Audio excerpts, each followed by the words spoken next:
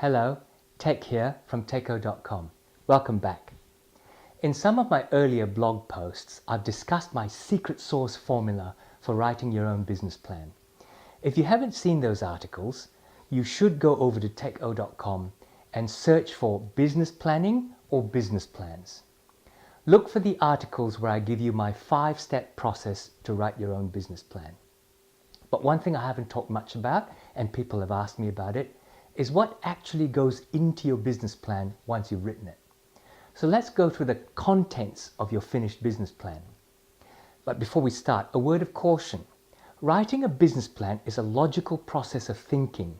When you write your business plan, when you analyze what goes into it, you're working out what to do. When you collate your business plan into a document, you want it set out in a way that's easy to follow and implement. So what this means is that you don't write your business plan in the order of the contents that they're eventually collated into. So let's go through the minimum basic contents of an internally based business plan, written to guide you in growing your business. Some business plans start with an executive summary, especially if it's a complex and detailed business plan. An executive summary just summarizes the main points in your business plan so that you can read it quickly to refresh yourself, and then if you need to, you can go into the detail elsewhere in the document. For most small businesses though, where you write a business plan for you to follow and implement day to day, I don't think you need to write an executive summary. So for most of you, the first chapter is the introduction. This is where you state why you wrote the business plan, who was involved in writing it, when you wrote it, and what period it was meant to cover. This chapter reminds you about the period and the parameters that you're focusing on. The next chapter is about your vision.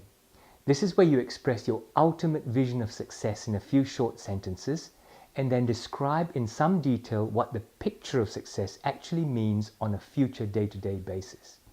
Having this up front reminds you of your strategic direction and where you're ultimately headed. The next chapter, chapter 3, is about your goals, objectives, and milestones.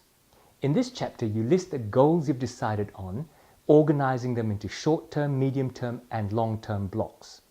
You also define the measurements of those goals by detailing your objectives for achieving each goal.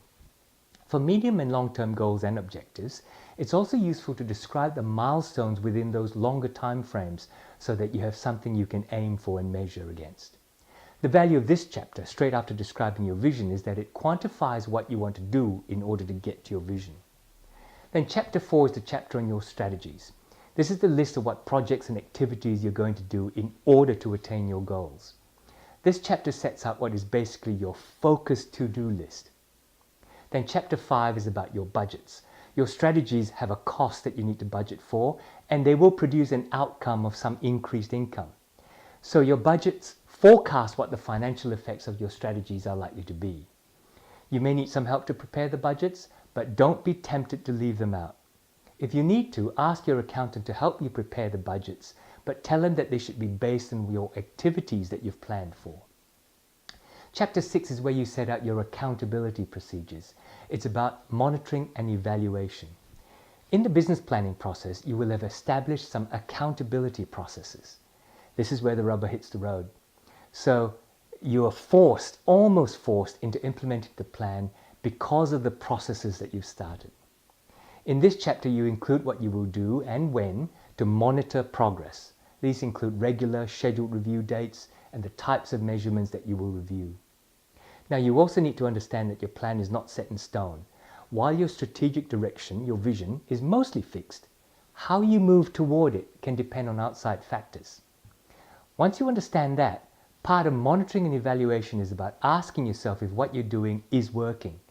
Is it moving you closer to your vision?